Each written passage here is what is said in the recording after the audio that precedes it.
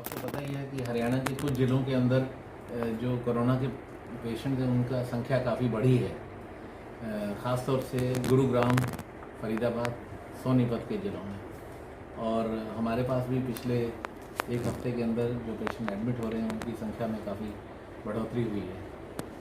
आज सुबह हमारे पास टोटल 98 पेशेंट एडमिट थे। अभी जो पेशेंट जिनका 2 बार टेस्ट नेगेटिव आया है उनमें से 24 पेशेंट को डिस्चार्ज किया गया है। तो अब हमारे पास जो पॉजिटिव केसेस हैं उनकी संख्या घट गई है, तो ये 24 पेशेंट डिस्चार्ज हो गए, आज घर चले गए हैं। इसके अलावा 11 तारीख को हमारे पास एक महिला शिखा नाम से वो दाखिल हुई थी और वो फुल टर्म प्रेगनेंसी के साथ आई थी बहादुरगढ़ से।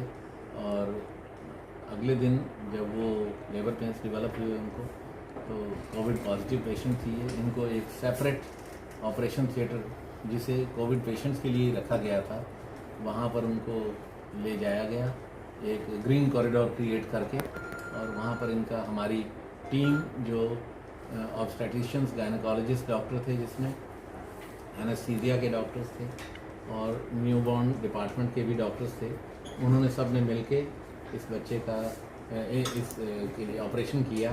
सीजेरियन सेक्शन से ये डिलीवरी हुई है और मदर और बेबी दोनों की कंडीशन बहुत अच्छी है। और इन दोनों को अभी अलग अलग एरियाज़ में रखा गया है। जो न्यूबॉर्न बेबी है वो एक सेपरेट कमरे में न्यूबॉर्न नर्सरी के अंदर है, और जो मदर हैं वो ट्रॉमा सेंटर में टॉप फ्लोर पे एक पूरा वार्ड जो कोविड पेशेंट्स के लिए बनाया गया है वहाँ पर है। हाँ, बच्ची का कोरोना टेस्ट किया गया है और आज शाम तक रिपोर्ट आ जाएगी।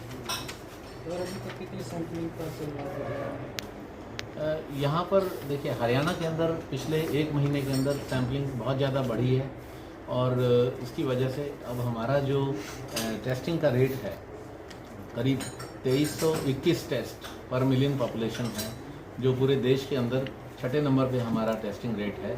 और इससे हम कई एसिम्टोमेटिक पेशेंट्स को भी डिटेक्ट कर पाए हैं ताकि ये बीमारी आगे नहीं फैले। जिस तरीके से कोरोना के पेशेंट बढ़ रहे हैं जी, तो अभी तक जो ऑल ओवर पीजीआई के कितने टोटल केस आए हैं, और जिस तरीके से बहादुरगढ़ की बात करें या सोनीपत की बात करें, गुरुग्राम या फरीदाबाद की बात करें, अभी जो केसेस हमारे पास ज़्यादा आ रहे हैं वो तो ये जो बहादुरगढ़ ख़ासतौर से जो झज्जर के ज़िला के हैं केसेस वो ज़्यादा आ रहे हैं।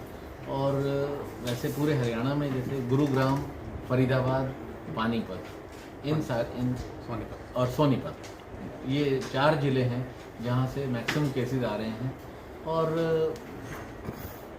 ज़्यादातर केसेस जो हैं वो बिना किसी सिम्टम के हैं, और जो सीरियस पेशेंट हैं उनको आईसीयू में रख के उनका इलाज किया जा रहा है।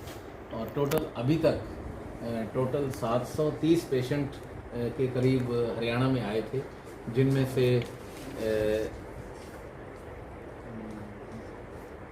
से इस समय 427 पेशेंट एक्टिव हैं और 11 पेशेंट्स की डेथ हुई है। ओवरऑल यहाँ का जो डेथ रेट है वो करीब 1.4 है इस समय। डॉक्टर साहब, जिस तरह से कोरोना के पेशेंट बढ़ रहे हैं, सोशल डिस्टेंसिंग का भी ख्याल रखने की बात की जा रही है, लेकिन जिस तरह से अभी खोले गए हैं, ट्रांसपोर्ट के भी हैं, फैक्ट्रियाँ भी खोली गई हैं, तो इससे क्या फ़र्क पड़ेगा इसमें? देखिए, जहाँ तक कुछ एरियाज़ को ओपन करने की ज़रूरत थी, तो वो तो सरकार ने जो फैसला लिया है कि ख़ास तौर से जो ग्रीन जोन्स हैं वहाँ पर तो एक्टिविटी ज़्यादा बढ़ाई गई है।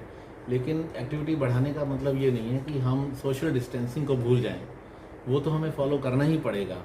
बाकी जो प्रिकॉशंस हैं जैसे हैंड वॉशिंग है, या किसी को अगर खांसी है या कोई नज़ला जुकाम है या कोई सांस में दिक्कत आती है, उनको एकदम से हॉस्पिटल में लाना बहुत ज़रूरी है।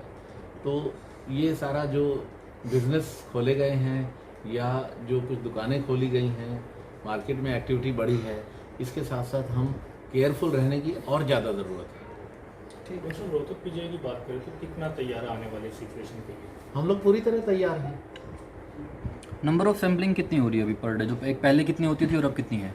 पहले करीब आज से 1 महीना पहले अगर लें तो टोटल पूरे हरियाणा के अंदर जो सरकारी लेबॉरेटरीज हैं वहाँ पर करीब 300 से 350 टेस्ट डेली हो रहे थे। लेकिन अभी जो सरकारी लैब्स हैं उनकी संख्या 2 से बढ़ के अब 10 हो गई है और डेली करीब 2400-2500 2600 टेस्ट डेली हो रहे हैं और हमें उम्मीद है कि आने वाले समय में ये और भी ज़्यादा बढ़ेगी।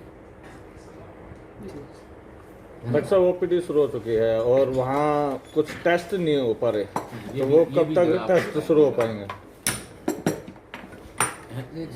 ये सुपर स्पेशलिटी ओपीडी शुरू की है ना, इसके बारे में